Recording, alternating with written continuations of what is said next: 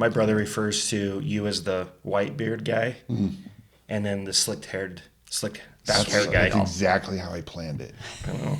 That's why I'm like, I'm gonna wait to do a podcast till I'm almost 50. Yeah. Then I could be the white beard guy.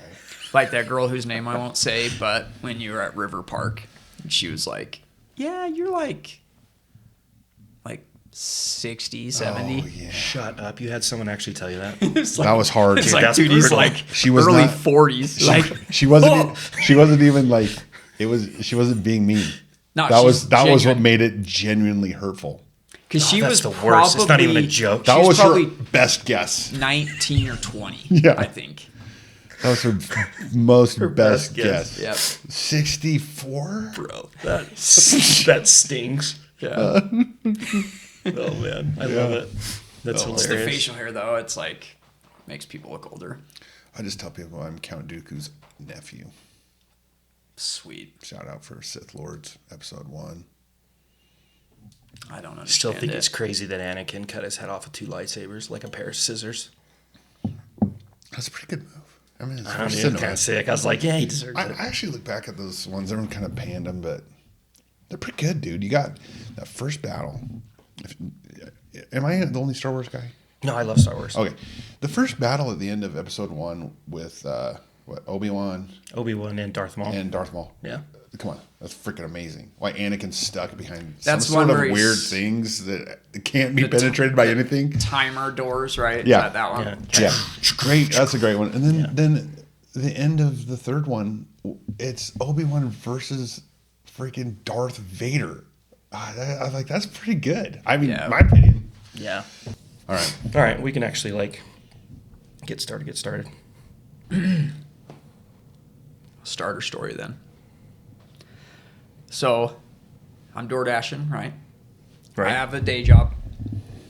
I'm on PTO, so I'm just like door dashing to bring in some extra money. And I get an order. It's just like a McDonald's thing, real easy. Run in, get a phone call, and it shows up like DoorDash. So I answer, and they're like, "Hey, I'm so and so with DoorDash. I see that your order for this person, like they had the name." And they're like, they set the order, but it's an old address. She hadn't updated her address, so she called in to try and transfer it because there's nobody at that address. So we need to like cancel you off basically off the job. And I'm like, okay. And it's like loud in there because it's like lunch. There's a million high school kids in there. And I'm like, okay. And they're like, we just have to verify that we're speaking with the driver of the account. Can you verify your phone number? And I'm like, yeah. So I rattle off my phone number. And then he's like, okay, we just need to do a couple of verification things, blah, blah, blah. And so I like walk out to my car, sit down, and then we're going through the thing. Like, they're like, there's going to be a link come in. Click that, fill this information out, and then we can do, it's like a request to like be removed from a thing. That's pretty smooth. And Yeah. so Those I go out there grifters. and I'm sitting and I do it. Now, mind you, like my day job is a bank manager. I've been doing it for a long time. So as I'm doing it, I just literally don't know my password. So I'm trying to do it, and the person on the other side's like, oh, that's not working. And I'm just like, well, I don't know what to tell you, man. Like, it's like this. Like, I don't know what I would have done. Like, it's maybe this. And, yeah. And then finally, so we keep going for a little while. And then as I'm talking to him, I'm kind of replaying how things happen. And I'm like, wait a minute. I gave him my phone number. And he could very well be the person that put the order in because it lets you call the driver. I gave him my phone number. I clicked the link. Now I'm filling out a thing that he can probably see the other side of. And it's not working because I don't know my password. And so I'm like, Literally saved by your ignorance. yes. And I'm like, so what? How? So do we just like, are we done then? And he's like, yeah, it'll be deleted for a second, and then you'll get $4 for like the thing, and then a $10 for like gas for driving to the location. And that right there was like, no, they don't just give money away. Son. I'm going to send you $6,100 extra. Just yeah. go So buy- I need you to Western Union that. in my career, I've seen hundreds of scams like this. Yeah. And like the moment in my head when I realized, I'm just like, and I just hung up from him. And then I called my wife because I'm like, I just walked into like the dumbest thing ever. And I call and I'm like explaining it to her and she's like, oh yeah, that's like sounds 100% like a scam. And so I'm like, shoot. But in the meantime, I've had like actual things. So I have somebody's pizza in my car now because I got a second order. So I'm like driving, trying to figure it out. I call like headquarters and they're like, yeah, there's nothing on your account that shows like that we would have called you or anything like that. So I'm like near my house. So I drop off the pizza, zip home. I'm like trying to figure out what my password was to begin with. Finally figured out, changed it all. So, because you have like your thing that runs for your dasher, and then you have this other one that's like attached to your card. So what they do is they get into this one, and odds are your password for this is the same. So then people go in, they change your routing number to theirs. But I don't have it set up to do that because it just goes to a prepaid card and I just do Apple Pay. Nice. So That's because I literally just like didn't know my password. I'm just like a dumb 50-year-old just like You're going to have a lot I don't know my easy. Well, I didn't say all 50-year-olds are dumb. Hey, I just said you I was hear being that? a dumb That's pretty rough. 50-year-old. They'll turn 50 on Tuesday. I was going to say D-Day. I know. So that means by the time this comes out, it will have been your birthday. Which And means I that will- everyone needs to wish Travis a happy Yeah. birthday. Let me say it like I know I'm an experienced podcaster. Yeah. Yeah, last Tuesday I turned 50. Yeah. Nice. Okay. Well, let's get the podcasting going. We've developed several ciphers.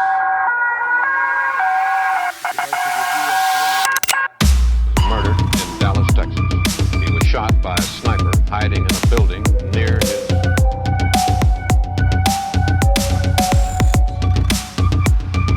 Holy fuck!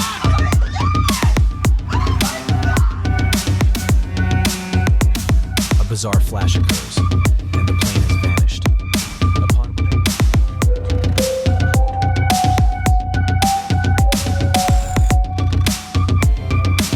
WEF is an Houston.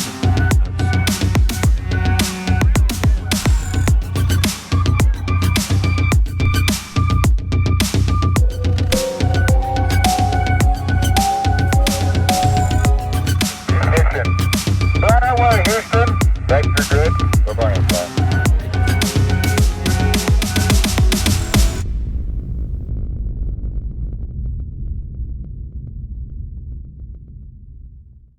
Episode 4. And as always, you guys know Travis. You know Fielding. And today, we're going to be talking about a book. We'll let everyone decide what they think about it after they watch this. But a book that is very interesting called Visions of Glory. And I think we'll kick it over to Fielding, who's probably our subject matter expert on the book itself. Yeah. If you haven't read the book and you like apocalypto stuff, doomsday, prophecy, Near-death experiences. 2012. Love that movie. 2012 destruction. Yeah, like Bentley Nostradamus Star. kind of stuff, then you'll love this book. You know, caveat to beware false prophets. You just wait, dude. You just wait. Yeah. Super cool experience. This guy had like crazy stuff that he saw. So the book is written. He kept himself like anonymous, so he used this like fake name, and he met an author that like wrote books for the LDS church. So they kind of got together, and he's like, I'm LDS, I've had these like experiences. I feel like we should share them. And so this book came to be. I think it came out 2011, something like that. Yeah. And so I've always been interested in kind of the mystic stuff of the world and ghosts and aliens and Bigfoot and all this stuff. And so reading this, it was cool because it tied in a lot of things that like had nothing to do with like religious things, Right. but other people's stories and experiences like fit into this guy's experience. And so I was like, dang, that's cool. That's like his experience is all very similar with these other people that are also having like near-death experiences. Right. So one of the first ones is he goes in, he has like kidney stone issues. Now, not to cut you off before you get into that, you haven't read the book. I've not read the book. Never read the book. I read the book almost. I think I got like 3/4 of the way in, and I haven't finished it. And Dude, the ending is like the best part. I know. I'll talk about why I didn't finish it, but Is it fiction? No. No. No. Okay. All right. Yeah. sorry, I didn't mean to cut you off, but keep going. His first near-death experience is where you're at. Right. So he goes into the doctor and they give him medication to like coat your organs so they can take an x-ray of the organs. Mm-hmm. I've had my gallbladder taken out and my appendix. So I've gone through some of the stuff. So as he's describing it, it's like, oh yeah, you feel like that. Like you can feel it come in, and I've had that happen too. It's weird. not like, it's not a great experience. And so he has the nurse that's administering it to him, and she's saying like, you're going to feel these things, like this is normal. And so all those things that he's feeling are like normal and part of it. And then she starts saying, if you start feeling this way, if you start feeling like a hot flash, if you start feeling like your heart racing, these are things that we kind of need to be worried about. And as she's saying it, he's feeling all these things, but he can't communicate to her because he's like out of breath and his like heart's racing. So he does the like, I'm like choking sound. And then she pushes a button into the hospital, yells like code white or blue, something like that. And medical staff come in and start working on him. His point of view, he says he like goes from below his body and then he's out like standing and looking at his body. And from that point, he can like see the nurse that's working on him, but he can like knows everything about her life, and he can hear her thoughts and what she's talking. So he can hear her being like, oh my gosh, I can't believe this is happening. Like she's praying like, please God, don't let him die. Like I hope I'm strong enough to be able to do this. And he like can see the doctor that rushes in, and he's then able to like know everything about the doctor. And he's watching this happen, and he said time's kind of standing still, and he thinks like, oh man, my wife is going to be like anxious. And as soon as he thinks about her, he like appears next to her, and he can see the magazine she's reading. He can also hear like her thoughts, and she's thinking like, well, I hope that's not, my husband, and blah, blah, blah. And it's taking such a long time. He like starts kind of like wandering through the hospital, and he goes into this office, and he describes it as like everything. And he goes to the girls' locker room. No. If it was an 80s an 80s movie. an 80s movie, then yes. It's like Meatballs. 7. Yeah. Okay, sorry. So he goes in, and it's like every object like can communicate and has memories. So he's like touching the desk, and he was able to know that like the nurse and the doctor were having an affair. And so like touching the desk, he could like feel all of like the letters. And so like other near-death experience people have like described things like this. They know Yeah, things. I would say that's pretty consistent with like a lot of the near-death experiences. The especially like the hearing and see, like being able to hear other people's thoughts. Yeah. Like that's pretty consistent across like Like most he near-death feels the desk and he's like, and his hands are sticky and he's like, someone's having an affair on this desk. He's like, woof, woof. So, like, does that, goes and like the couch, like everything that he's in this office is like confessing basically like the sins, these guys, of their affair. And he's able to just like know everything. And it's not like a played out like picture. It's just, he just knows like, all knowledge. these things. Yeah. And the way he describes it is it's not like judgment. It's just matter of fact. And he knows like what the doctor is feeling and why. And then the nurse and like all of her concerns and what led her. So like all of a sudden it's just like the history of this person. He just like knows and feels, but there's no judgment.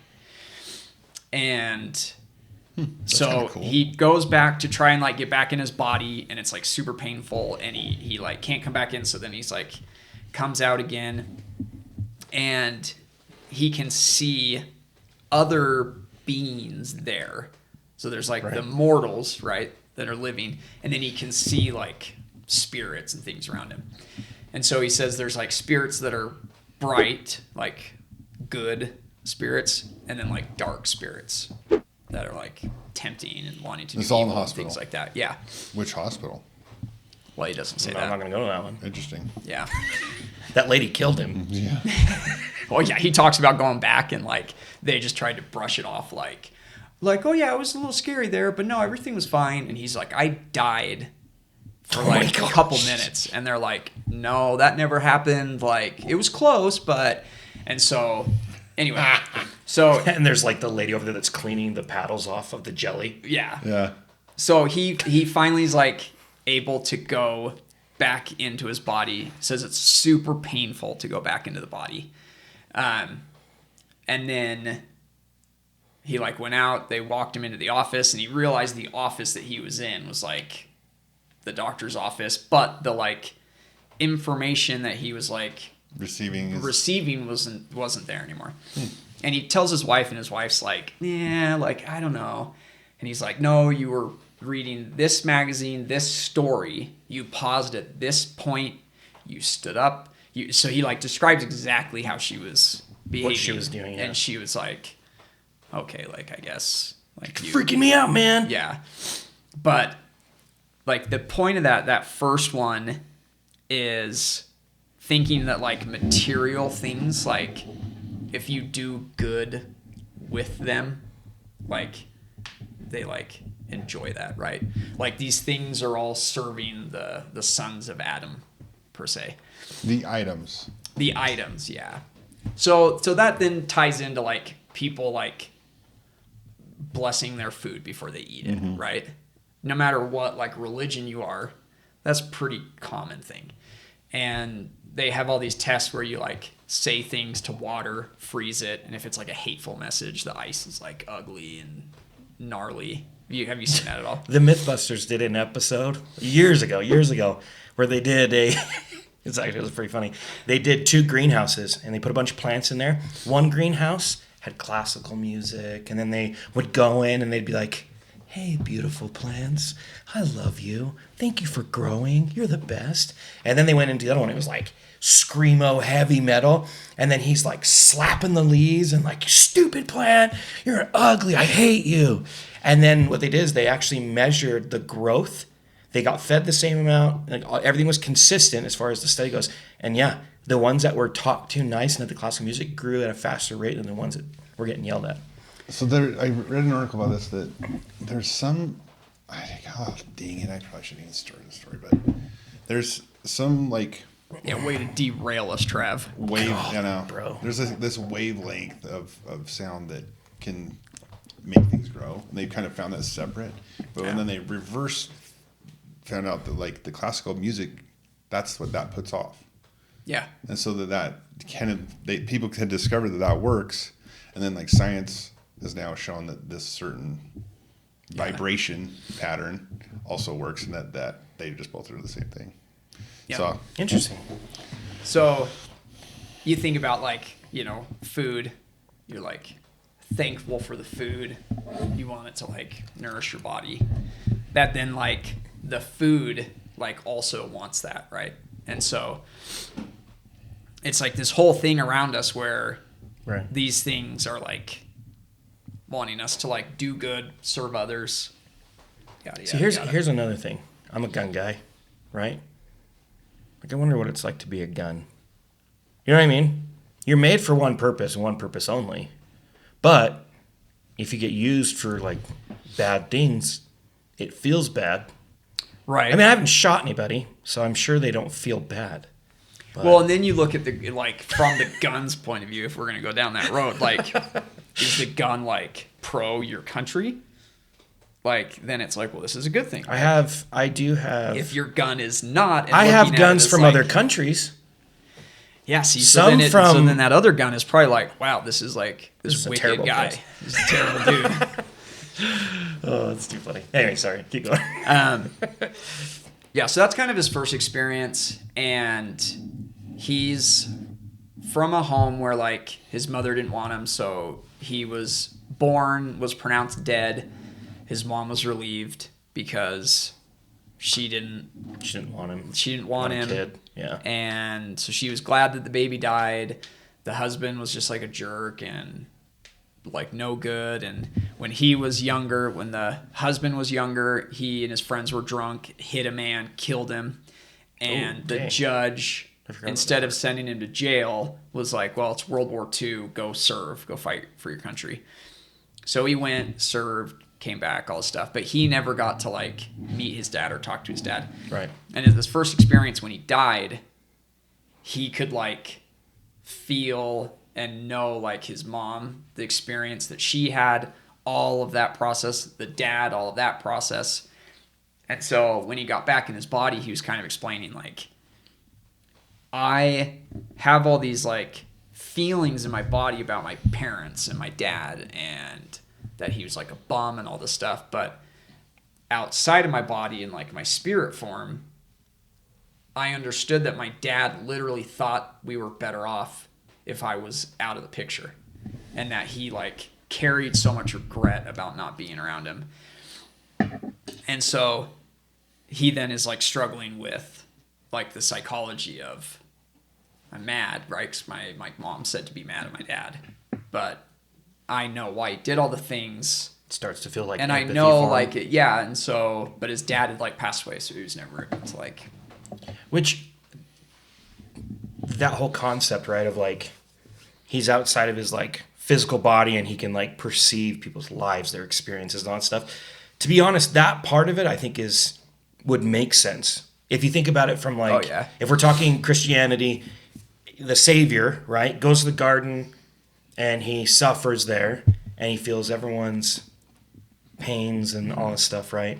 And obviously in the Gospels, he can perceive and understand people's struggles and stuff. So that would make sense to me, that ability is something that we have when we're like in a spirit form, but something that Christ had that he utilized to suffer in the garden, but also like interact with people. Well, you think about that like, would make sense to me. heaven, right? There's a lot of people today that like I don't like, and I don't like their choices and how it affected me. And if I'm going to get to like the heaven that they tell us about, I don't want those people there, right? But in the grand scheme of things, is that the right mentality to have? Like, no, right? So then what happens when we get to the other side? How are we going to like exist with these people, right? And so you get there and then you must be able to understand why they did what they did, why they did the things to you that they did, Yeah, that or would why make- they that would treated you make the way they sense to me. did. And so then there's no emotion attached to it anymore, and it's just like oh man, you were just like trying. It's like it's to like figure matter it of out. fact at that point. Yeah, Yeah. and But it's weird to think Well- about because well- like those emotions are real. I mean, in a really basic sense, I mean, we've all had children, babies, and I can remember one time, well, it's happened thousands of times, but I remember one time my son Cash, who's currently on a mission, he was probably 2, something like that, and I was holding him kind of like this, but he was kind of, kind of boosted up a little bit, so he's a little higher than me, and he just goes, whack, and he just punched me right in the eye, But it was like it hit so flush, like right on the eyeball. You know that feeling like when your eyeball gets punched? Did you see the flash? Yes, like a flash of light. But it's like it almost feels it's like an instant bruise feeling. Oh, it's you the know what I'm talking worst. about. You know what I'm talking about. Yes, yeah. And then Your my eyes eye started doubles watering. in size. Right. Yeah, I've experienced that exact same thing. And obviously I reacted like instinctively, but then I didn't like throw him on the ground because he's 2. Right. Right. And Your so- instinct when your kid slaps you is like, hey, Yeah, like, but chill out, buddy. But because you don't judge him, Right. or because you are Yeah. aware that he's 2, you immediately You can know control he it. didn't mean but it. if Daniel did that, Right. and so I kind of think maybe at a basic level that's what we're really talking about, and that's why there's this thread in religion that's like, don't judge.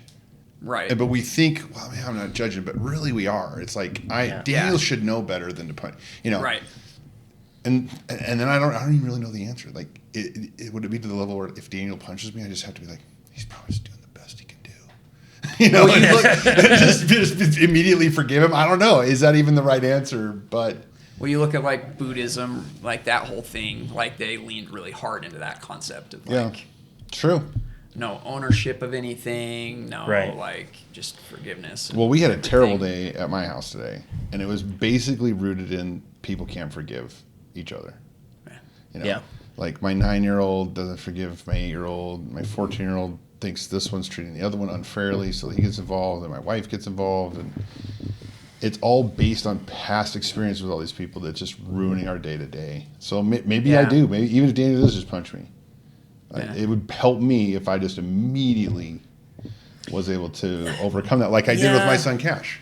Yeah, I mean, there's a level of that, right? Where, I mean, yeah, if you're Christian or really just most religions kind of follow the same guideline on that, right? Like, I mean, Christ, turn the other cheek, right? And I get that. But then there's, I feel like a biological level of that where it's like, if I'm walking down a dark alley and I see some guys in a dark alley and then I go, "Ooh, I don't know if I want to go down that dark alley." There is a level of it that I feel is like, it's a natural biological response to look at situations and make split-second decisions and judgments on the character of people and things like that that could potentially keep you safe. And then there's also those that, I mean, are rooted in Well, and then there's hatred and stuff like that. But I'm an I expert don't field know. might probably know more about this, but like genetic memory existing, how that plays into the way that,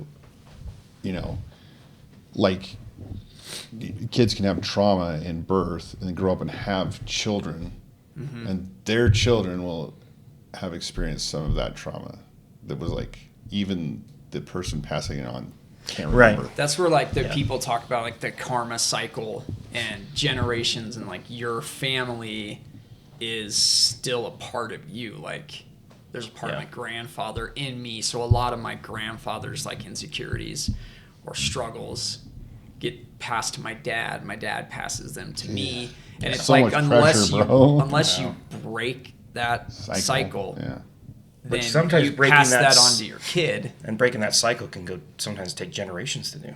But if Right. you could have what this guy has, what's the guy's name in the book? In the book, Spencer. So if Spencer, if you could literally just like you get punched by Daniel, and immediately you know everything that he was trying to do, and you Yeah. knew all of the things. I was just in his lashing life. out because Travis is twice my size and I'm just Yeah. insecure. Yeah. Sucker punch is best. Yeah. Dang it, I didn't Yeah, knock him out. I get it. No, but I mean, if you could have that, it would be almost be like a superpower. Think of how much peace you would have. Right. Oh, yeah. Someone cut you off in traffic, and you would know, like, they have reasons to do Like that. they're It's running cool. really Yeah. late. They're afraid they're going to Yeah. get fired. Yeah. They've been on a couple warnings. Their alarm didn't go off, but they know their boss isn't going to believe them because they've lied so many times. Like if you had that Yeah. superpower, And then I you're just like- fly by you in the carpool lane, you'd be like, "Oh, Travis is late to work." So, right. Yeah, No no, big problem. deal. Everyone So out of it's his like way. it's okay, Yeah. you know. And Yeah. you're not going to be like, wow. I think about it all the time driving because I had like an hour commute one way in traffic and it's a nightmare. Yeah. And there were some days I would try and be like, if somebody puts their blinker on, I'm just going to let them in. I'm just going to let them in. Just let them in. And it's okay. Yeah. And I don't normally drive like that. Yeah. Like I'm fast and I swerve around. But it would feel better, But right? it changed my day because I was like, well, if that was like my neighbor Gwen, that's fine. She's part of the tribe. Right. But it's not somebody that I know. And I'm like, in a way, too, this is like the weirdest topic we've talked about. I mean, you want to talk about like weird, when it starts getting kind of religious-y or spiritually, involved, it's interesting to me because it starts to think, this is pretty weird stuff that we believe in. yeah. Yeah, no, I agree. I think it's That makes- weird. you know what I mean? But I also think that you can be a spiritual person and have spiritual experiences with not believing in like God. You know what I mean? Because I think sometimes people think like organized religions like gobbledygook and there's some God up there that's allowing all these terrible things to happen. I don't believe in any of that. But they can still have like, I don't know, spiritual beings believing like a spirit or whatever. I don't know. So on one side, I feel like some of the things we believe is pretty weird, and people might think that it's pretty weird. But also on the flip side, there's stuff that people that aren't part of our faith or Christian or whatever that believe in some pretty weird stuff too. So I think Even people who don't believe in any... that's weird to me. Yeah, it's like Right. not believing in anything is another form of like A belief you're system. still on a tribe. It's like that classic analogy at school when you're like in 5th grade or whatever, and it's like, what group are you in? And they're like, oh, I like to play soccer, and I like to skateboard, and I like baseball. Oh, And yeah. then the kids is like, well, I don't have a group. Yeah. And it's like, okay. And then they go around the room, and then at the end, it's like, oh, here's a group of people that Have no group. have no Don't have a group, group. right? And so it's like you're still in a group. You're still Yeah. thinking something like I you agree. I have a always thought core about that. belief. Those... And when I was young, we called them the smokers, or and they're like just rebelling against everything. But then when you would see them, you're like, I know which group you're in. Like even if I saw you at the mall, Right. I would know which group you're in. And so Yeah. try to be different. It's like the archetype of high But school. the ultimate fly in the ointment really is this. And this is kind of maybe. Here's the fly in the ointment. Whether you believe in God or you don't believe in God, whether you believe in this religion or other religion, we are here, and like we exist. Right. Yeah. And that's the part that you can't really explain. Yeah. Like you can do it with religion, but then your understanding of it is limited, so you're not getting all the way there. Mm-hmm. You can do it with like science, but it just doesn't get all the way there. It's like it's just Yeah. we exist, so like I think human beings are going to continue to try to explain it, Yeah. Yeah, I think it's natural. I think right? it's, I 'Cause think it's just like weird that we're here. That's Well, the weirdest part. me, Yeah. me being a believer in God and in Christianity and being a Christian. To me, that makes 100% sense because the way I think about things, like God sends us down to earth, we pass through the veil, we don't remember our experience previously, but it would make sense to me that like somewhere in our brain, God's like, you're gonna want to know where you came from, and put that like in our genetics. So even 4,000 years ago, 10,000 years ago, the cavemen or whatever. They're drawn on caves like, I wonder where They're it came like, from. why are we here? Like, where Why are we am I going? here? Where are we going? We die. When am I going to get fire? I need the aliens to come and give it to me. He doesn't know what fire is yet. Oh, yeah, my bad. But anyways, you know what I mean? Like, I think that's The aliens could- natural. I just really picked that. Solid. Yeah.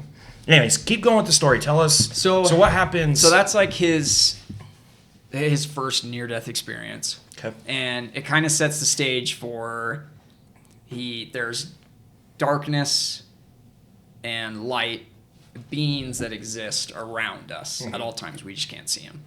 And the darkness wants you to do bad. The light wants you to do good. Right. And that kind of falls into like, Do they have actual influence? yeah. Like so you give, if you're in your body alive, you can still feel the influence of these people. yeah, things? so the like he has this analogy where he sees this person that's like goes and views pornography.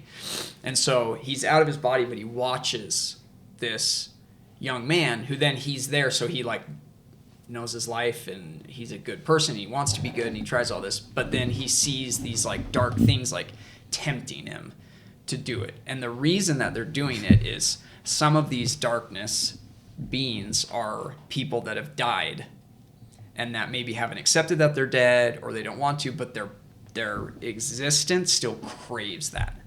So then they want that. And so when you're doing these bad things, these like spirits can come in and then they feel that. Like almost like feed off of it. Yeah. And so Dang. so I think of it as like he talks about like if you wake up in the middle of the night and you like have this thought to do like something bad, like that's like somebody bad pushing that. And so I'm just like, are there just like a bunch of like fat dead zombies that are like, hey, you should wake up and go eat some cake. I was just about to say, And I you're don't just really feel like- guilty anymore. And you're just like, It's not my fault. well, all right. And then you're going to go eat this cake. And then there's just like this dark entity that's going to go in you so they can like feel that delicious That would make sense. cake. Like why I wake up. So at, next time you wake up in the middle of the night Hey, dude. and you're like, oh man, I'm like craving Cereal. like a random thing. but bowl of cereal. Can I ask a couple questions? Because how is he getting Permission out of his statement, body from yeah. this? So he's dying. He's dying. Like he had Like, just- multiple near-death experiences or death It experiences. just keeps happening. So the first one he died. Yeah. So he's had 3 near-death experiences where he sees these visions. These things. Yeah. This does not jive with my understanding of what happens after you die. That's all right. Okay. Yeah. So first time, that's kind of that whole thing. The second time he dies, he is on vacation. It's like 14 years later, and he's traveling, and this kind of goes into kind of what you're saying a little He's bit. doing pretty well for himself. He's on vacation. Doing well for himself. You can afford it. He's like a child psychologist counselor. And so he's like, well, I can't sleep on airplanes. So we fly. It's like 36 hours or something insane. And he hasn't slept for a long time. They get to Tahiti and he's not feeling well. So he goes and like lays on the bed. His wife and the other group that they went with, they go out to eat. And then he like, his heart starts racing. There's no like phone or anything to like call. And so then he starts like panicking and then he's like out of his body. And so then in that experience, like his wife and I think the sister come in and he can like hear them talking about like, oh, he's probably just sleeping. Like he didn't sleep on the airplane, so he's probably exhausted. Let's just let him keep sleeping. But really like his body is dead. So now he's in this like spirit form again. And now he's seen like different things. So now he's seen like the history of the Tahitian people and their beliefs and all like the tribal things that they do. And it's interesting because like first one you're interacting with like a normal situation that you'd think if you believe in the afterlife and you die. And it's like, oh, well, my body's right here. I see all these things. I'm interacting with them. But Like then, in my mind, like the first one sounded like, you know, a movie with like Bill Murray in it. yeah. Like Scrooged. Yeah. He's, you know, it's like a Christmas Carol. He's just walking around, like observing people and Yeah. Right. hijinks. Right. Yeah. Yeah. But not like this one now, it's like, all right, 80s here's one. the history of the Tahitian people. Right. So this It's one like- this one was more about like carnage of man type of thing. And that one goes like down like a darker thing, which I won't go super into, but read the book. It's cool. So then a couple years later, he still has like health problems and things like that. And the last near-death experience he has that he sees like broken up in a couple ways. He sees like the natural disasters and like destruction of America. And then he also then goes back and like sees it as himself living through it. And then he like lives through a lot of things and it covers like a huge span of time till like Judgment Day. So he dies, and then kind of lives like in real time for years and years and years? So he dies, and each time he dies, he has somebody who's like a guide, which is very normal for people who've like had Near-death near-death experiences, experiences, or they go on things. There's usually somebody that they meet, that kind of a spirit guide who goes through things. Have you ever had like a dream where you go to like a room and there's a chest in it and it's like it's your room? No. Okay. But I've heard of that one. So But like, I have had time dilation dreams yeah. where like Covers a huge span of time. like yeah, I mean, you know, I had one that was like that I remember pretty vividly. It's like a week long of like slow time in a week. Yeah. Like including like sleeping, which I think is weird. Yeah. And I was at the sand dunes, and then it ended the week where I launched off this dune, but then never went down and kept going up, and then I woke up. But it's really vivid. I think you live an 80s yeah. I was life. on a 3-wheeler, dude. So that's you can't, Okay, you can't get more 80s than that. and he's wearing all kinds of colors of neon. Yeah. But again, I guess my question is, so on this third one, he dies and then he lives into the future, like in real time. No.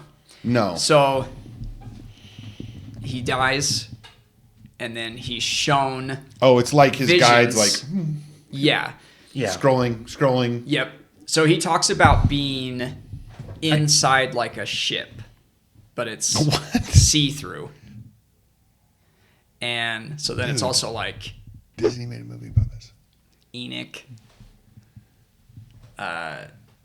Ezekiel, like goes up. They see all these things. So it's kind of like that. Yeah. Okay. I would say it's very reminiscent of stuff like visions and stuff that people have had in scripture, where they get to see the future. Are we beating around the bush because we don't want to like say that like? Oh wait, so he has a guide in it. He's dead, but the spirit gets his guide. They get in a ship. Accurate, and it goes up. You know how dreams are. Like you don't walk into a ship. So Do we you're just think it was there. a ship? He's just in. He describes it as like a helicopter that didn't make any sound, that was flying low that he could see through, and they See would things as they zip were happening. up to cities and then zip across the country, but you could see detail of things as you're going. Okay. So like, But I like, don't know, was it the an time. How did he know? alien spaceship? Did he know it was going forward in time? Yeah, Okay.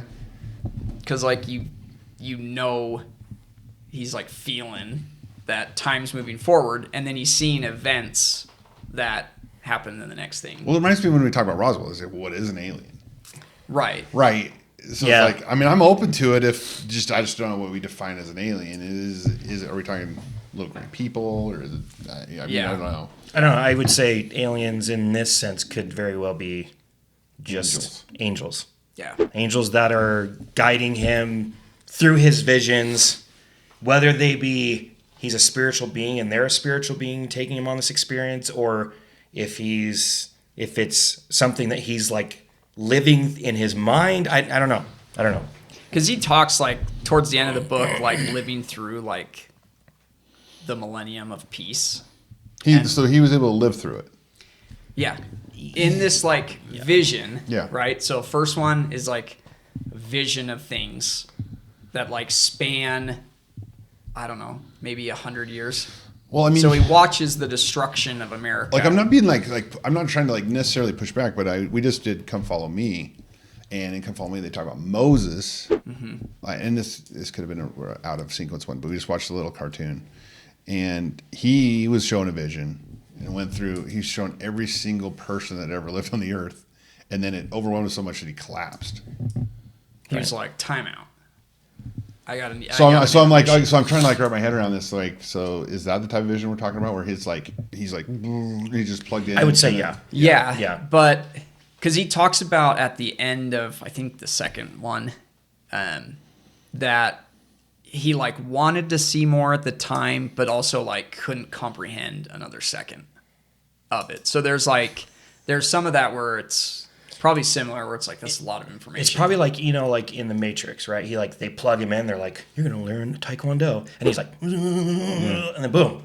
He knows Yeah. Taekwondo. Or It's like that. it's like my phone that like types slow now just because I have so much stored on my iPhone 8. Right.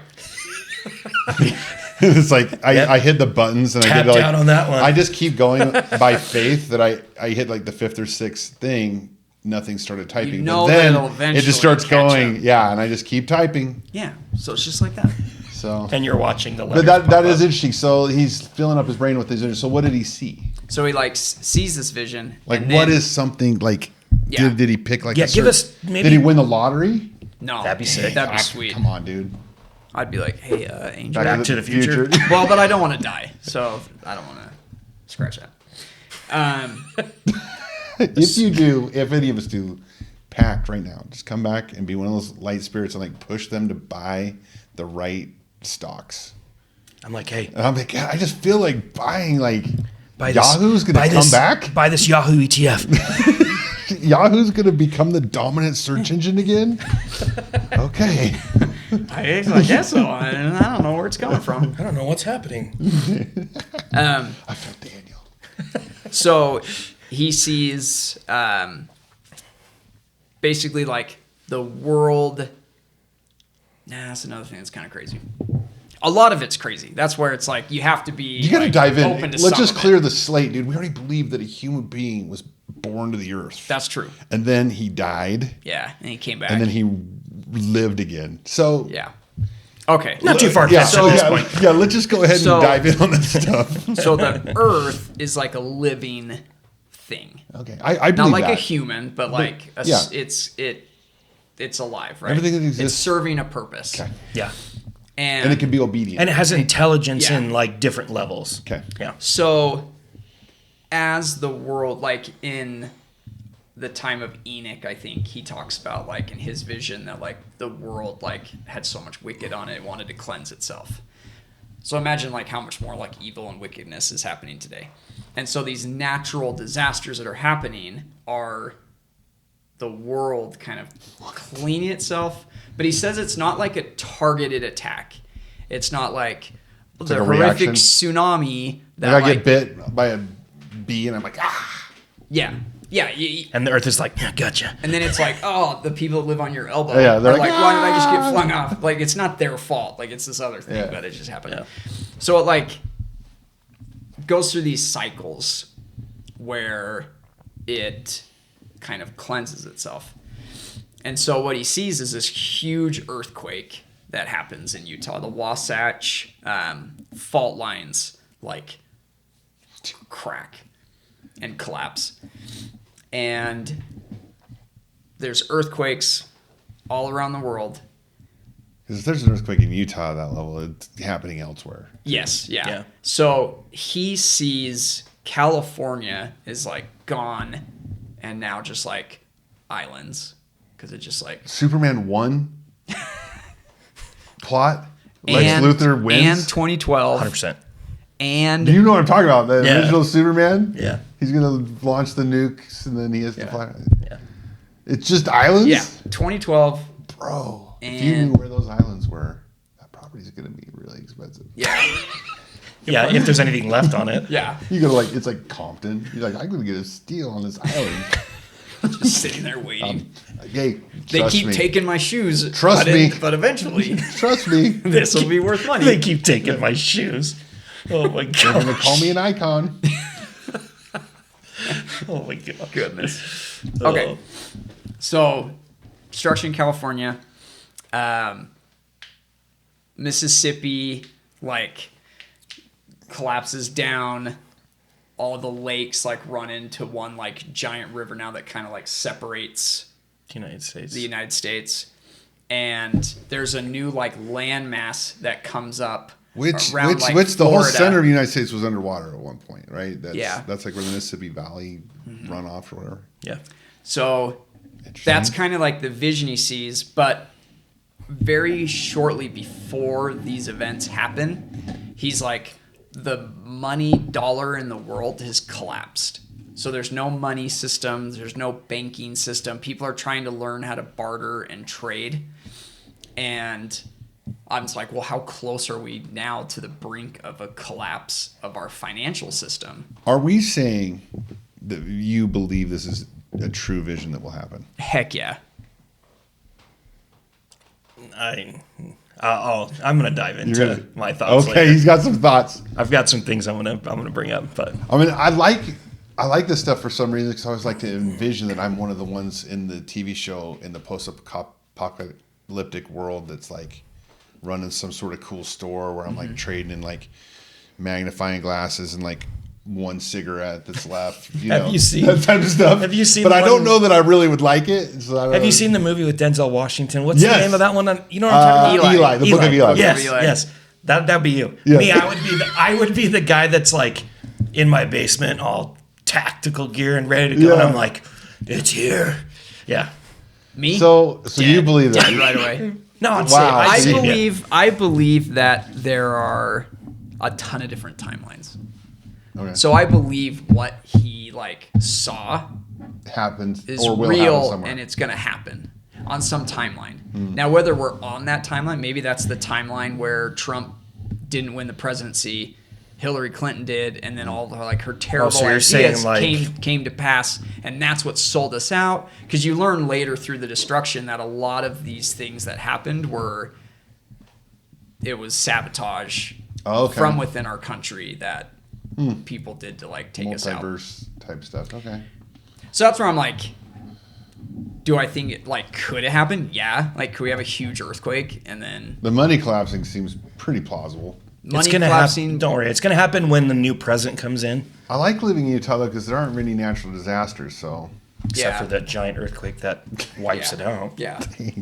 So basically flies through, sees a different city, collapse through everything. And then this is what's cool. So this was a map that was done by Forbes, and they put it out a couple years ago. That is what the United States will this is look where it like starts getting creepy, dude. in 2050. And they're saying this is because of global warming.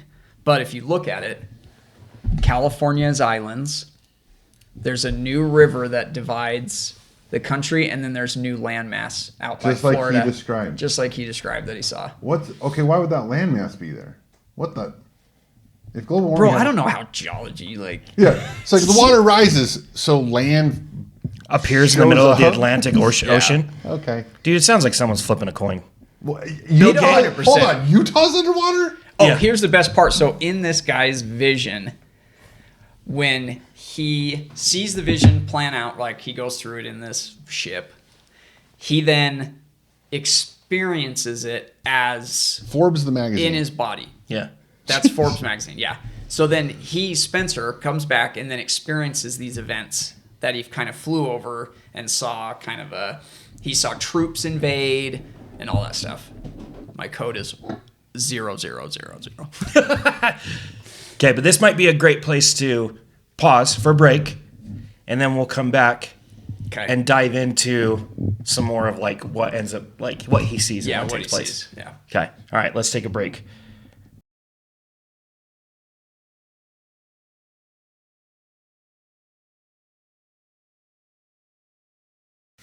Dude, if this thing blows up, I'm gonna get an iPhone 10.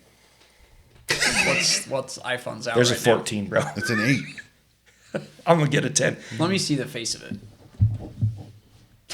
He's got Really do have a button. I thought you were just like making fun of yourself. Like, No. No, he's really rocking so an 8, old, I have dude. a button. Do they still sell screensavers for that thing or screen protectors? I don't think I don't even know if you can find them on Amazon anymore. So outdated. Anyways, welcome back from the break. Nice. Um, Oh, I feel rejuvenated. I know. I had to use the bathroom to be honest. Like I was Took a I was nap. dying. Yeah. Yeah. Okay. But anyways, back to Fielding. He's going to continue to give us a rundown of the book and some of the things that happen.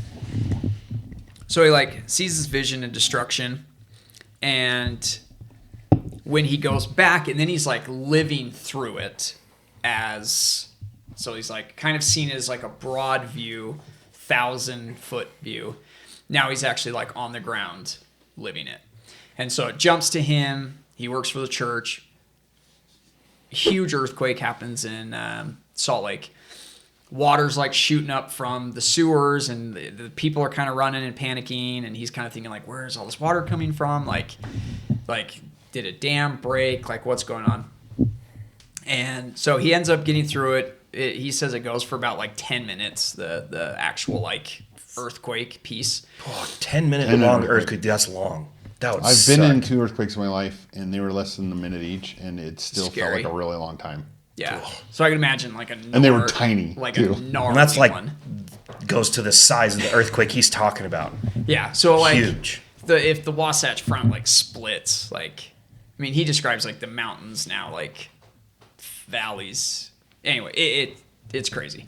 So he gets through it like he survived. There's a lot of people around because it didn't like kill a ton of people. It's just like an earthquake, and so people are like it messes up gas line and sewer lines, things like that. So he's like trying to figure out where all the water came from.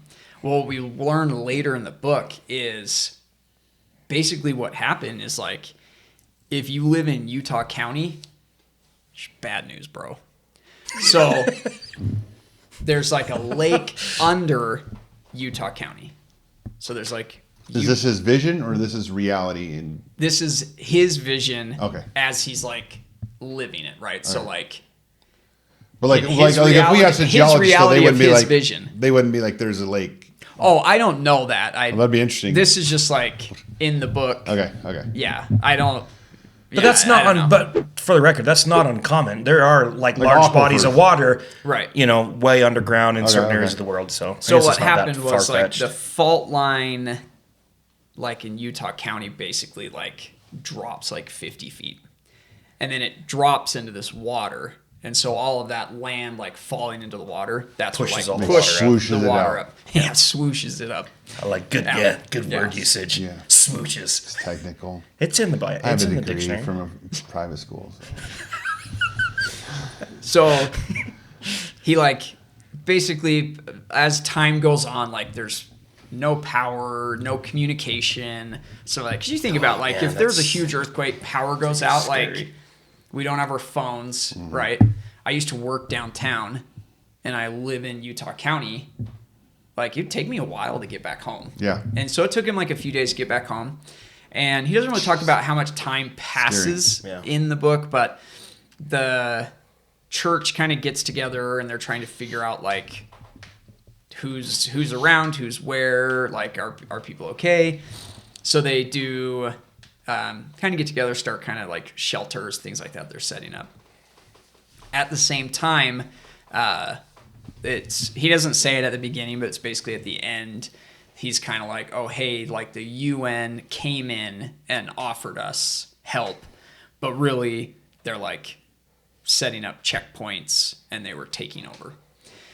And so kind of what I think is cool about this is they have this whole experience where now it's kind of like a Mad Max time where there's no power, electricity, no I'm so dumb. That communication. sounds awesome.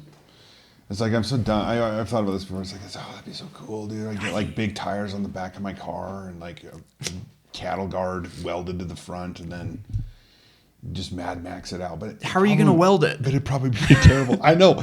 I've seen Mad Max. They weld stuff. So you're going to find a Mad Max guy. Yeah. It's like, hey, Can you weld this for Mobile me? welder. I guess you know, trade you in some my of- reality, I'm a lot more like Nate Bargatze than freaking Mad Max. I'll trade you some of my Calvin and Hobbes comic books if you weld on this. That's how cattle dumb I guard. am, though. While you're explaining, I'm like, okay, Yeah. I'll rule barter. I think a lot of people think that. Yeah. They're just like Actually- pumped for the end, but don't realize how truly terrible it would Yeah. be. I think it'd be cool to like live through that, but I also think it'd be cool to not live through that. Shower and groom. Right. I like shower a couple times a day. Yeah. So Flushable. and if I like have to like these are my only pair of contacts, so like until the end of time, I'm blind. Blind. Yeah. So that would be terrible. Are we just gonna skip over that he's gonna shower a couple times a day? Well, I do shower a couple times a day. Get up Currently. right? Shower. Okay. If I do yard work, that kind of stuff, Okay. shower afterwards. That's right? appropriate. Sweaty, right? And then like end of day. Now, if I go tanning between these times, then that's 4 showers? Yeah. Dude. Hey, first world problem. Yeah. Yeah. Wow. Yeah. You're dead meat. Hey. I will last longer than you. I work and live Not as on long the as Daniel, east but long. side of I-15, so you know. I'm hoity-toity. Hoity-toity. They call fruit salad ambrosia over there. The food of the gods, dude. Yeah. All right. Okay. So basically, you kind of speed through time, and churches gathered kind of these groups. So they're like compiling like Zion, And we're basically. talking about like the Church of Jesus Christ of Latter-day Saints. Yeah. Right. So you have like the foreign troops who are wanting to take over, but they also haven't like shown their true colors yet. He just like knows this from the vision that they're wanting That's to gonna like happen. take over. And so it gets to the point where there's plagues that have broken out, and there's like a barcode that they put on everybody's door, and they drive by on their truck and they scan it. So like if they know how many bodies are there, and if you have like one of your loved ones that's dead, they will then like throw you a body bag for you to like put your like loved one in the bag, and then The weird part is that's like, what is 2012? This is written. 2011. 2011. I mean, they have, and now that like tech like that and stuff is coming out. Like Right, the that shop, exists. like they have shopping tech like that will Yeah. monitor your bodies and how people are there, and Yeah. so it's weird. It's kind of creepy that that's. So Yeah. it's like, I mean, it's like, well, that's, I mean, yeah, like you could see it happening. Yeah.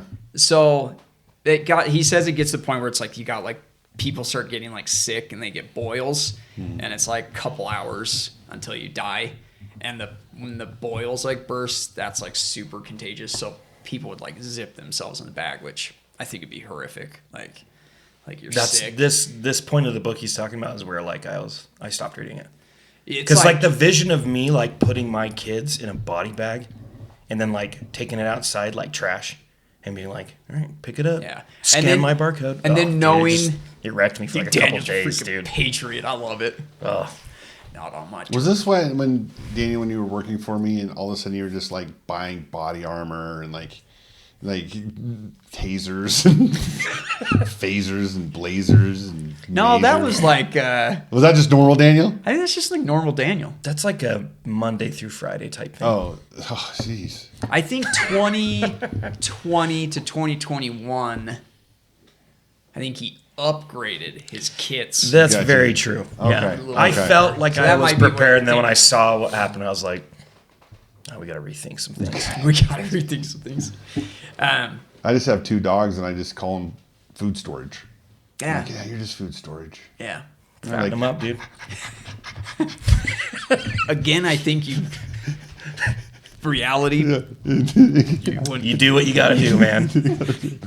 Travis They just call like- it man's best friend for a reason. Yeah. I just like what meat? How like what on the dog would you cook? You just freaking stew, bro. That way you don't waste anything. She just throw it all in. Oh my god. Yeah, you just throw it all in. Cook it Okay. down. Okay, I can. Come here, Bessie. Come here. All right, yeah, I'm on board. I You, can see well, it. you don't man. call them Bessie. You just call them MRE and food storage. You don't give them names. It's easier that way. That makes it. Yeah. Yeah. And then you open a little marketplace where people walk in and they trade you like, you have like a flip up dancing China doll. And somebody's gonna really want that. You set that there, and then they come in and you're For like, two well, corns on the cob. yeah, 2 corners on the cob. You can have this. You can And have they're this. Like, oh, this reminds me of better days. And you're like, sucker. That's trash. You just follow them when they drop dead of no food. You take it back. Sell again. See?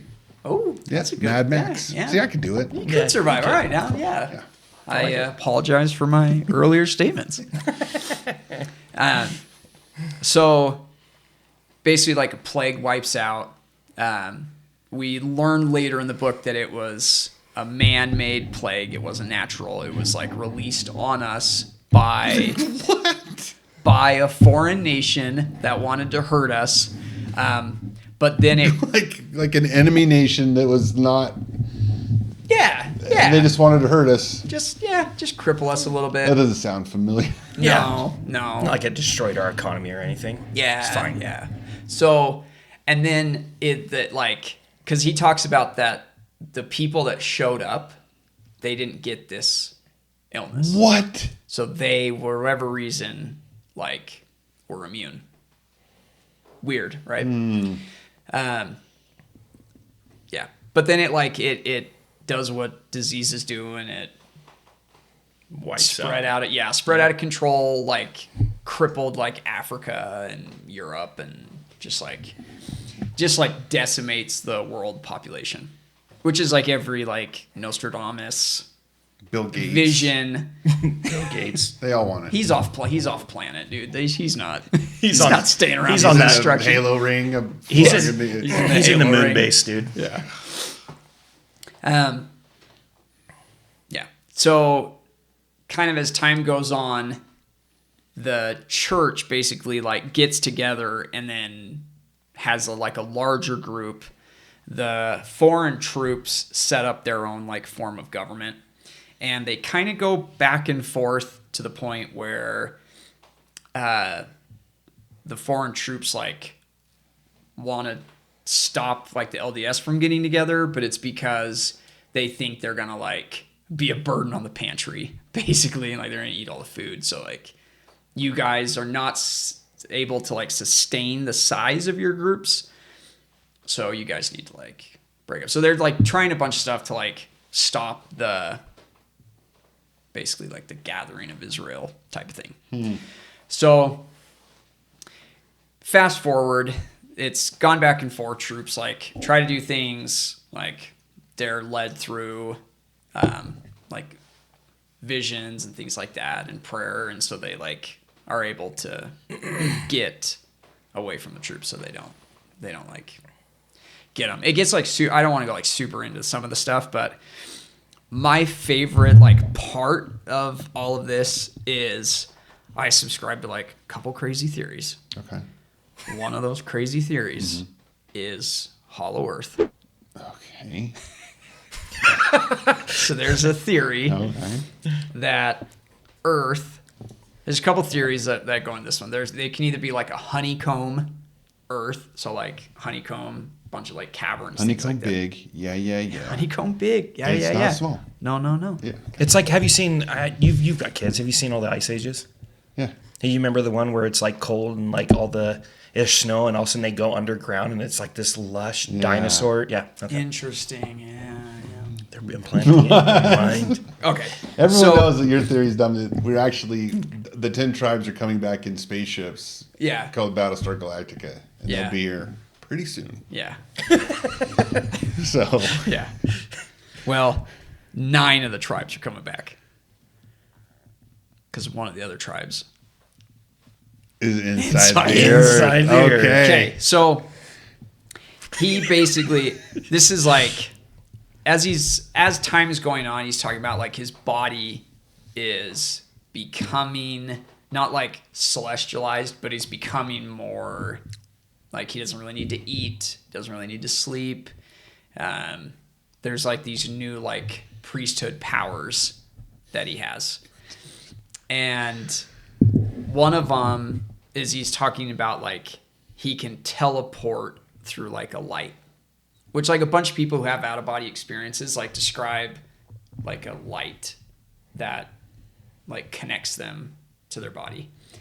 Like, have you seen Donnie Darko, where he's like walking around, there's that beam of light in front of him? Yeah, I haven't seen the whole movie, but yeah, I'm aware of it. It's like a time loop thing. It was creepy with the So- bunny that stands out in front of the house. Yeah. He's just a kid though, and it's an accident. I haven't seen it, but I've seen that clip and it creeped me out. It's a cool movie. You should rewatch it. Oh, really? I think you would view it with different eyes now, and I think you'd enjoy it. Oh, okay. Yeah, all right. So basically, at one point, he has a calling to go up north. I don't think they say where, but goes up north to like find this lost tribe. So these people. And So like the church is like, hey, there's a tribe in the honeycomb earth. Head up north and find them. yeah. And so he takes I'm in. I'm in. Hold on. Click. Yeah. Forgot to buckle up at the beginning. So he goes up, and then he talks about when they get up there that it like should be cold because it was winter, but it wasn't cold. And that a lot of the snow that used to cover this area like had melted.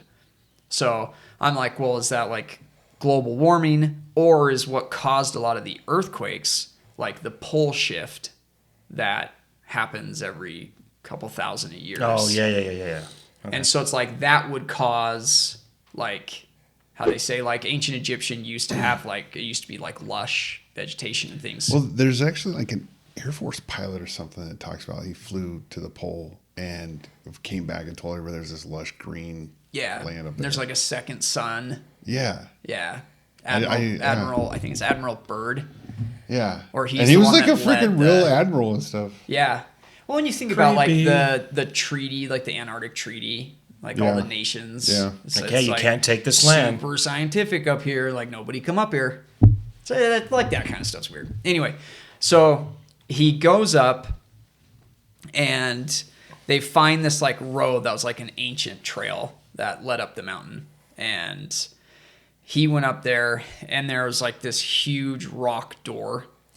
And he talks about in order to open the door, you have to have like a special key.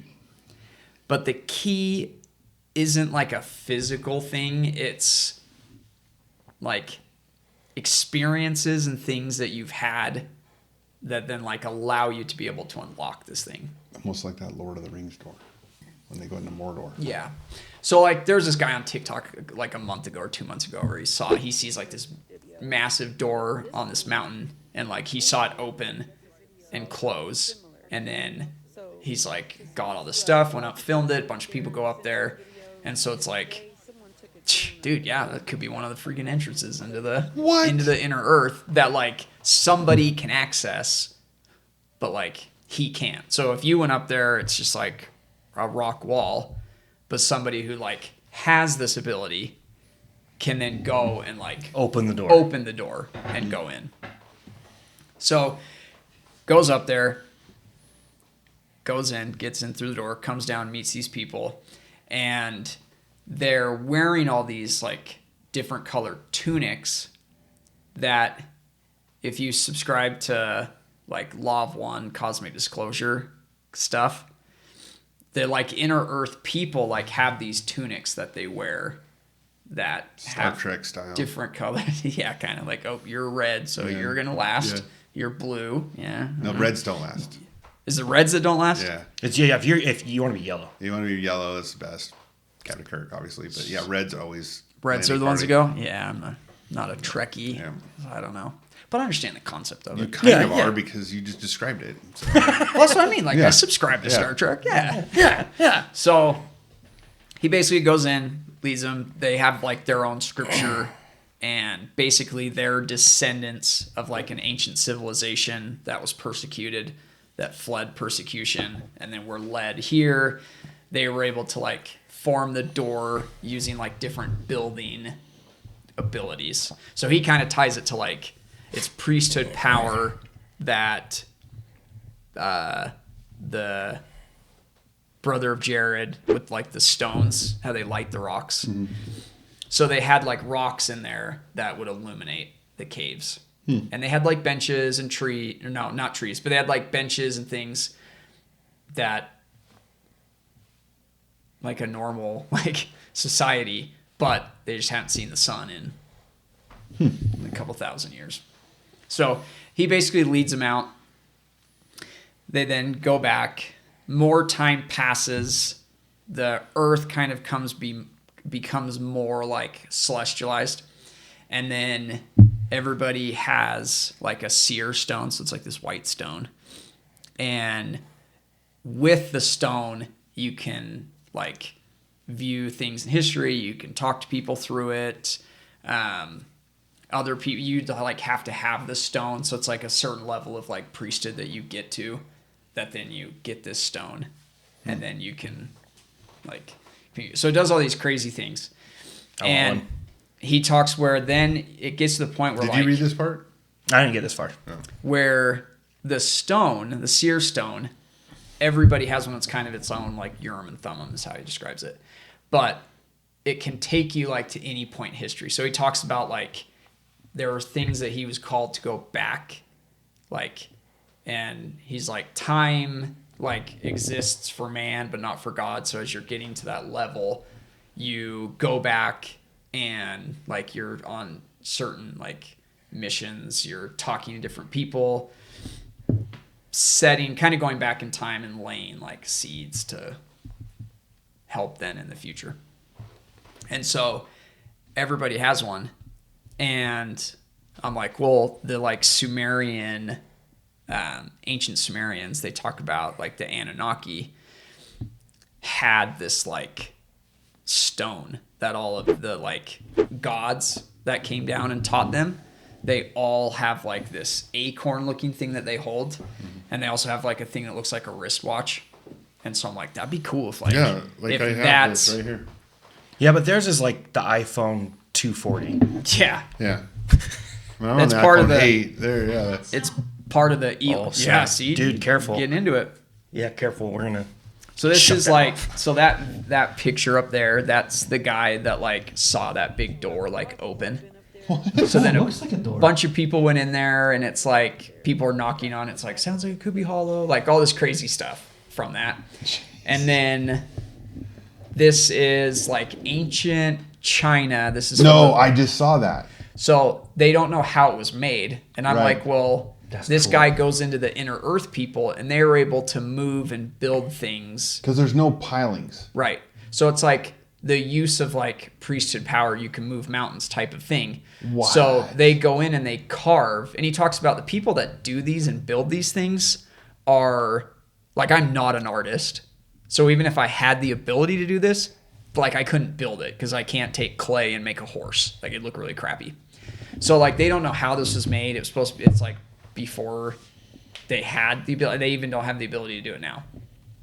And so that's just like an example of like, maybe that's some of the The descendants. Long U caves. Long U caves. Yeah. And then this is like the picture of the ancient Sumerian gods, and they all have I like, have that little like stone. yeah, they have these stone where it's like Joseph Smith talks about stone that he has that like, and they talk about like Doctrine and Covenants, like everybody has a stone kind of thing that lets them kind of view history. And it's not like just LDS, like other people talk about at the end of times, there's like this tablet that they have that could fit in your pocket, and you can kind of pull it up and it's a screen, and you could view the crucifixion if you wanted. You could view the creation. You could Where is view this at? I've never heard of this in my life. Cosmic Disclosure, man. Corey Wilcock, Corey Good. Yeah.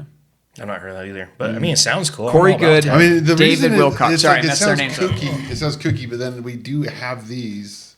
Like, what is the future? Well, and yeah, and if you think about it, if you were in the 50s and everyone was like, yeah, you're going to have like, you can actually call people on my watch. Like Dick Tracy?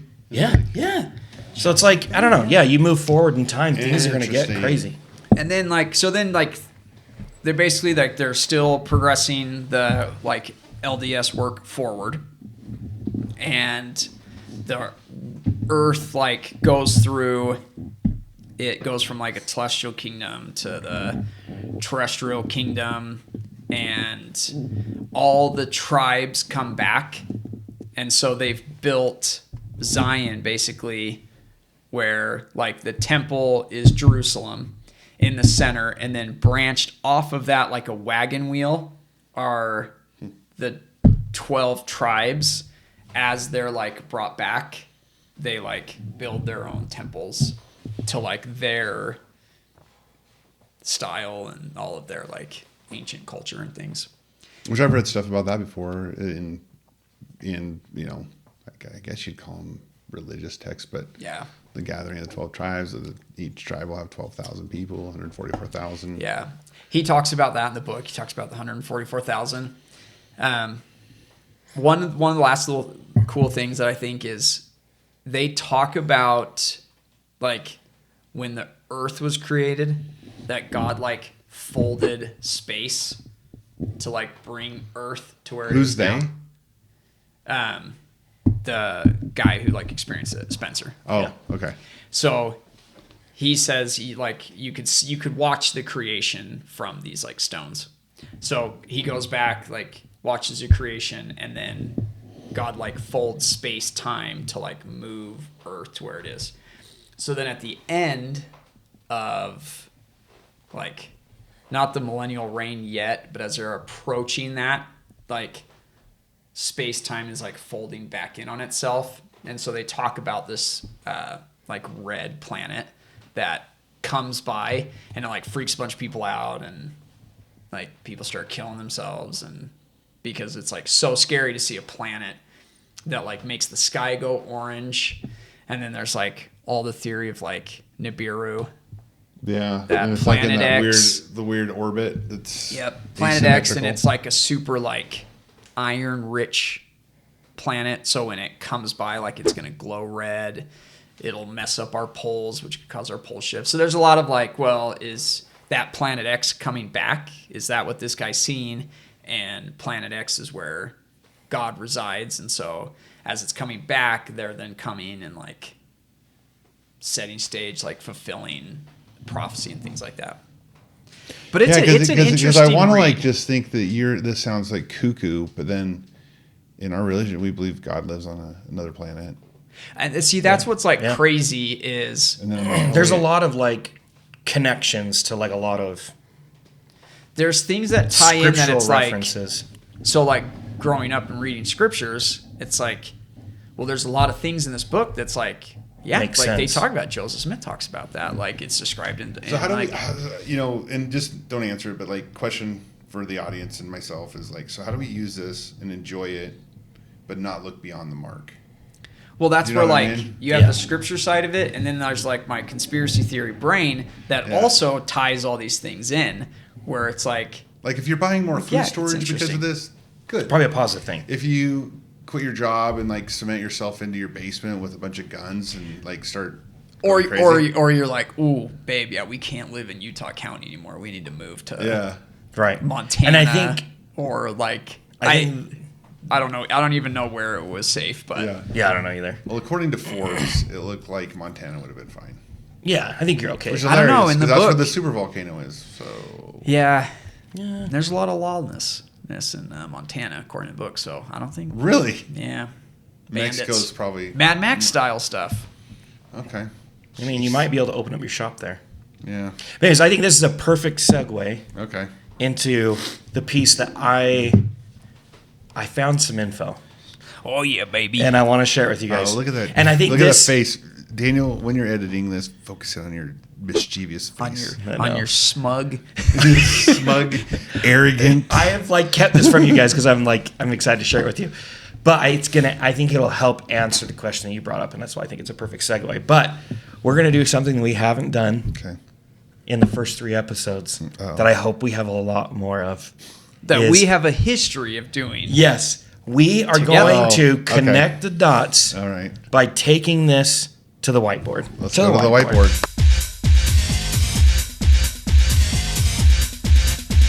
We're going to the whiteboard because what I'm going to share, I think, is complex enough that it's going to be difficult for me to explain it not writing it out. Okay. Okay, so I'm excited.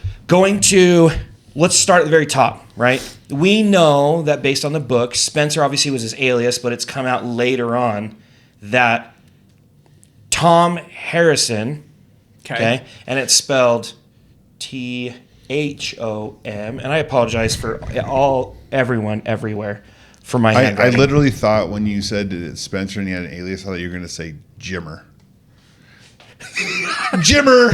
Jimmer! That'd be hilarious. That would be Yeah, amazing. no connection there, unfortunately. Okay, so Tom Harrison is the individual that had these visions, who later then connected So with this the is a real author. person. This is a real person. Oh, so they did kind of write it as a fiction in a way, true Right. stuff, but with Yeah. fake names to protect the Yeah, innocent. yeah. Yeah, it's presented as like this is the words of Spencer describing his experience. Okay. His experience, All right? And I think at the time, the idea was he was going by an alias just to protect himself, and because there's always going to be skeptics, Because right? you're like, wait a minute, move that kinda- around. That says I am Lord Voldemort. Oh man, that's too good. Hey, Okay. I get it because I feel a little weird even talking about it here. I'm like, man, am I gonna freaking talk to my bishop about this later? Right. Okay. So there's Tom Harrison, right? Who he is and gosh, I hope I spell this right. He's a psychiatrist. Okay. So he's got his own career, his own life, right? He's living life, but then writes this book and everything, okay? But there's some very, There's an very H. interesting connections that I wanted to share with you guys. Okay? Interessante stuff. Interessante. Okay, so first things first, the book itself, that came out in 2011, okay? Fast forward to 2019, okay? The book has been out for a long time. It's a very popular book among members of the LDS faith, okay? And probably people that are not LDS as well. Which is so weird. I love all this stuff in a weird way, and I'm LDS. I've never read it. Yeah. And that's the thing is, I feel like it's either you've heard of it or you've read it. Okay? Now, Especially if you're like into like, right. I'd said that like Nostradamus stuff and Right. that kind of stuff is And I have a ton of notes It's I'm going to be using my phone to hopefully help this make sense. Okay. So in 2019, Tom Harris, who's a psychiatrist, creates or is a part of an organization called Eternal Core. Okay. So he creates this organization called Eternal Core. And the idea behind this organization is that it was an organization of psychiatrists that were getting together with the purpose of introducing more of a religious-based treatment of individuals, introducing God, introducing, a lot of more religious things that you probably wouldn't find from like the average psychiatrist, okay? And so in 2019, specifically in March of 2019, he gets COVID. he gets COVID and No, dies. that was 20. that That was didn't 20. happen. That didn't happen. 2020. He ends up doing a seminar in Utah, downtown Salt Lake City, and he gathers up a bunch of psychiatrists and does a seminar and invites people to come check it out, and they talk about this topic. Okay, but Dude, there's some do people know he's Spencer in the at this book? point. I think there are some people that do know, some people don't. But it's not like public. But I don't think it's public knowledge. Okay. We do know that Tom Harrison was doing seminars and talking to people about the book and his experiences later on after the book was released for a while. Okay? Which I'll touch base on that maybe later. But here's some interesting things of some people that attended this specific conference. Okay? The first one that we're going to break down, I might need to move just a little bit here. Hopefully. Now, is it 100% confirmed this is Tom Harrison, or it's rumor? It is. It's 100% confirmed. Oh, okay. Yeah, this is well known at this point that he is the individual that had these experiences that the book was written about. Okay, so do you guys know the name Jody Hildebrandt? Yeah, that's. What do you know about Jody Hildebrandt? I don't, Travis. I think my wife. I don't think I only know it from my wife. Does she have a podcast or something? She did. So Jody Hildebrandt Oh was no, a site. she's the one who went off the rails. Okay, That's who. so Jody I don't know. Hildebrandt. Yeah, I don't know who that is. So Jody Hildebrandt is a psychiatrist, or was. had She like was a on. YouTube channel. She was on a YouTube channel with Oh, her is she the one- co-partner with the kids. Oh, Ruby. That like locked him in cages and stuff. Ruby Frank. Okay, she attended and spoke at this seminar. Okay, So we're and that had a solid- relationship with Tom Harrison, She's like, A hey, re- if are your you saying kids- like a professional relationship. Oh, Okay, not a. that she met with. No, bringing up the 80s? Yeah, yes, the 80s and Travis. The 80s. Ooga. It was a like, questionable time. Yeah. But no, obviously knew him. They had a podcast together and they talked a lot about, psychology, preparation. Ruby would talk a lot about like preparing for end of times and a lot of different things. Okay. Later comes out, Judy and Ruby were both accused of child endangerment and child abuse. And Jody currently is in prison. Okay? She got convicted. She got convicted and is That in was prison. just like. So Recently. did the conviction Recently. recently happen? That was That's why recent. it's like being talked about again. Right. And that's why a lot of this stuff like started coming out. Okay. So pretty solid start to this Eternal Core. Yeah. That's what it sounds like. Yeah. The next name of an individual that is rumored, it's not confirmed, that attended, but did have a relationship. And I'm going to guess before you say it. go ahead and guess. I don't think you get it right. I'm gonna I'd be say surprised. Sean Bradley. No, Oh, dang. no. that's- That close, Okay. but not. The next name, do you guys know who Chad Daybell is? Yo, no way. No way. No Chad, I'm not way, even joking. bro. So Chad Daybell And and Lori- Lori Daybell, right? Oh, the very saddest popular. story. Yeah, very popular story. It's a very sad story. Obviously, there's a lot. Chad's trial hasn't happened yet. Lori's has. Lori was convicted. This is why Go when ahead. I said earlier, like I like this stuff. I do. These are like cautionary tales for me. Well, it's that. Not it's- not that you can't. You know, I get Yeah. where you're gonna go, but not that you can't. But like you have to have guardrails and you have to fix your North Star. Right, and I think and we'll touch on that. Yeah, I think that's a great conversation that we can talk about after this. Because it's like I think we start like episode 1 where it's like, Yeah. am I gonna sell my house and like Yeah. move to Hopefully not. Egypt to like Right. prove that the pyramids were underwater? Right. No, but man, this stuff's dope. Yeah. Yeah. Okay. So, in Chad Daybell's court documents, his findings, things that are like public record that you can go and find, or you could file a Freedom of Information Act and gather some of this information that people have. In fact, specifically, when Lori and Chad were in Hawaii, the whole Hawaii State Police showed up and gave them a court order to produce their children. These kids are gone long enough, right? They went to Hawaii. They're not really responding to a lot of things. There is actual police badge cam of the police showing up to serve them these papers. And they walk up to Lori Daybell and say, Lori, are you Lori Daybell? She's like, yes. And he's like, you've been served with these papers. And do you have any questions? She reads over it. The book that she is currently reading at the time that they come to serve them papers is the book that we're talking about. No way. Not even joking you. She's in the middle of it, flips it over and sets it on she's like at a pool. She's like in a swimsuit. In defense of this book, she was already crazy this time. Yes. Okay. But I'm going to get to that. I'm going to get to that. Okay. We also know, based on some of the court documents that came out for Chad's trial, that Chad was meeting with Tom Harrison periodically. Okay. There's a connection there of some kind. Okay. Now, I don't know Travis's. yeah. Wank. Wink, wink. But here's the interesting thing, that when Chad, his whole story is like he was going around basically kind of almost giving seminars, and he was gathering groups of people. He had a group text thread. In the group text thread, his followers, when he would come out and say something, would ask the question, well, what does Spencer think?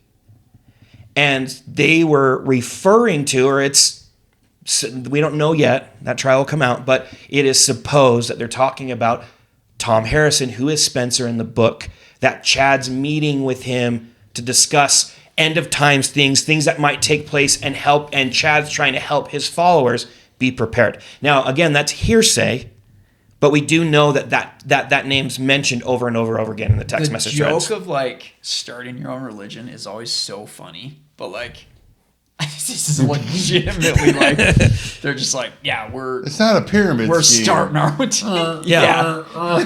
Okay. Now, there was another individual that was invited and spoke at this Eternal Core This conference. is a few years ago.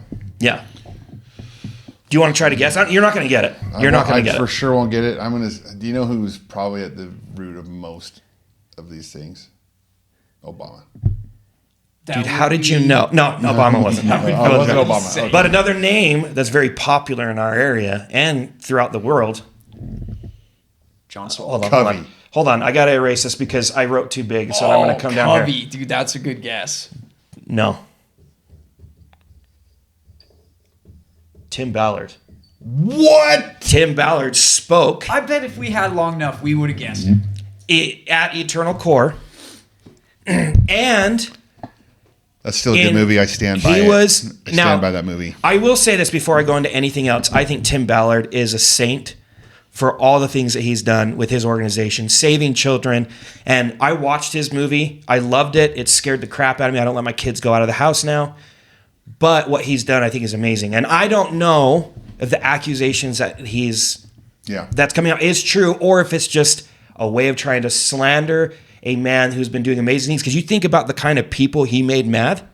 You know how many big name politicians might be involved in child sex trafficking? Yeah. You know what I mean? We talked about that. Like, is it You know, like, is he doing all this terrible stuff, or is he putting away those guys? That another are doing angle that? too. Like most of the stuff I've read that he's done is like get naked in front of people. You know, I think you maybe sidebar.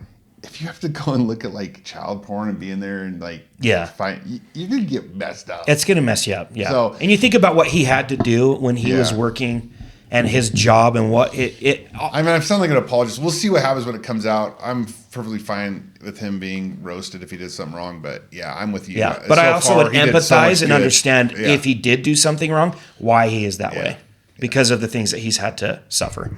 Okay, now here's an interesting thing. Tim Ballard spoke at Eternal Core in 2019. He met with Tom Harrison on a regular basis again, and here's the connection.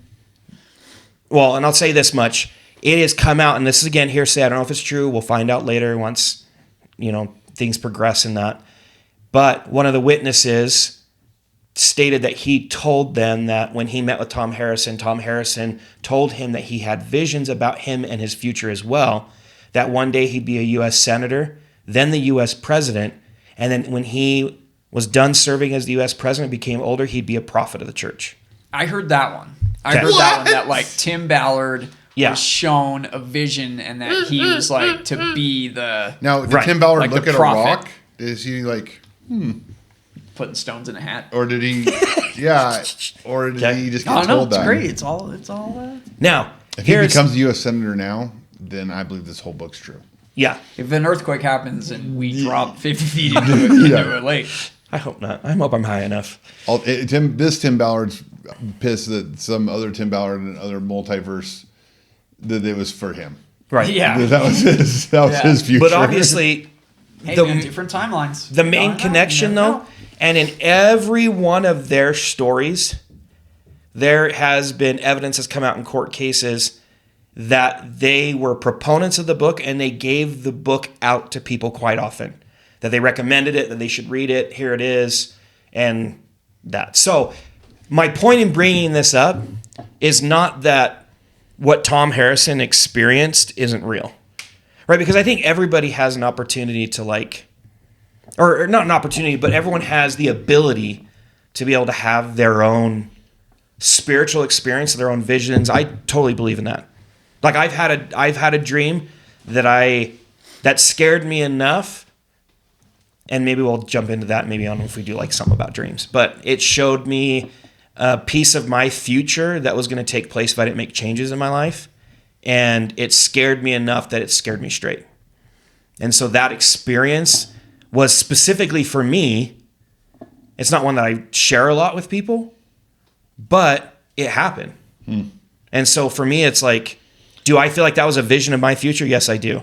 Another thing too is that even David experienced a miracle, went out and slew Goliath, became the king. Right. And then just because all that good things happened, you Yeah. did good things, it doesn't mean you aren't a human, that you're not fallible. Yes, Yeah. yes. And just like, the things that, Yeah, like that's if coming about that's- Tim Ballard, if that's it's true. he did great things. The organization that he set up, it's awesome. changed and saved people's lives. And maybe Yeah. he became corrupted and fell. Who knows? Yeah. So a very interesting connection, That is an interesting connection. but doesn't necessarily That- disprove anything. It's It just wild is because it's interesting. like the book, the things that he sees is so cool. Right. It's called fear porn for a reason, right? Yeah. Yeah. And I freaking love that end of world destruction in a time, Mad Max style kind of stuff. It's so cool. But am I moving out of Utah County? No. Right. Am I changing anything about my day to day? No. But at the same time, Could there be a huge earthquake? Absolutely. All this stuff happen? Well, Yeah. I'll say this: if the book was true from what you explained to me, then go to General Conference and listen to what the prophet says. He says, "Get out of debt, get your food storage, and don't Right. worry." Yeah. And it's like, okay, so Yeah. the basic Now- things that we're being told to do from the pulpit are the true, whether or not, Yeah. Yeah. Now there's one last connection that I didn't mention before. dude. If this is, It's going to be hold on, I have my seatbelt on. I got a helmet. So all of this, I'm doing it in red now because it's important, means that you should like, subscribe, and follow Connect the Dots on YouTube. Because you won't find this anywhere else. I like it. So, No. all right, I'm leaving the whiteboard.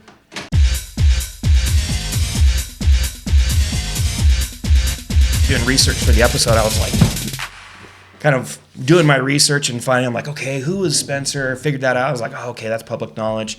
And then started diving into everything. And I was like, and there's actually He's on LinkedIn. a I'm going to friend him. Yeah, or link him. link I'm him. gonna link it. But there's actually like the Facebook group and stuff I got on and looked at, and it had a photo of all the speakers, and they're all on there, and I'm like, yeah, it's that's crazy. wild. Pretty And crazy. And I feel like it's so. That is wild.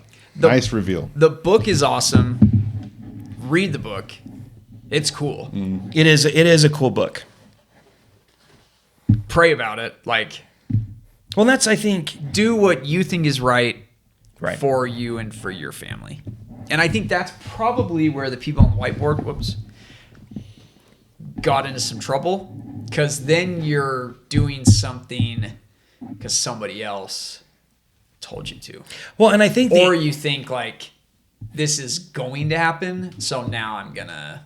and if I remember right, I think even when he started his book, he kind of prefaces it like, these are my experiences. Oh, yeah. You take what you want from it. If you, Yeah. this is for me. I don't know if it's stuff that's actually going to happen, but this is what I saw. I want to share my experience. And he prefaced it and allowed the reader to make their own conclusions and to do their own spiritual, like praying about it, and that spirit of discernment and knowing, that gut feeling. Is this for me? Is this right? Is this not? And that's one thing that I do appreciate about the book, that he touches base on that point. Because I think that's kind of the moral of the story. Like, any type of religion, any type of belief can turn into fanaticism, and they can be like crazy. Yeah. And do some psycho crazy stuff. But that doesn't, I don't know, I think that's like what Satan's great at doing. Yeah. He can take something that's pure and special, and he can tear it down, and he can turn it into something that it was never meant to be. And I think that, just like Tim Ballard, like the stuff that's coming out about him could be a hit job, by someone high up that doesn't like the work that he's doing, and now he's trying to pull him down and discredit him and make everything that he's worked so hard for mean nothing because he was doing something good, if that makes sense. Yeah. My final thought on what we talked about today is, it's fun, it's cool. I love all the ancient alien, Yeah. Nostradamus stuff. But when we think about like who will lead us astray, who are the false prophets that we could have, what would they be saying? I think that Satan, who I believe is real, 99% of it would be absolutely true, verifiable. Yeah. Maybe he'd heal people, maybe he'd do all sorts of stuff, and then that, so that's why I think praying about it. Yeah. Follow the prophet. We should almost put that song in here. That's a good one. But that would be my final take. Yeah, I think I agree with what you're saying. It's like the best lies are the ones that are mostly true. And I think you could take anything. I mean, even like seeing stones and stuff like that. I remember being in a gospel doctrine class, and that got brought up, and I was like, I'd never heard it in my entire life. And I looked at my wife. I'm like, what is it? And she's like, it's real. I'll show you where it's at. Chill out, bro. And I'm like, thought I had like teleported to some like crazy church or whatever. But that's the thing is like, That would have been funny. do your. But it is crazy. Like it's weird, right? But just like we talked about at the beginning, the fact that like, or I don't know if we talked about it on the podcast yet, but it was like the fact that we exist on Earth is crazy. is crazy. Right. So And if you believe who's in, to say? Like, Yeah. who's to say that? well, and if you believe in the Bible, you're crazy. Yeah.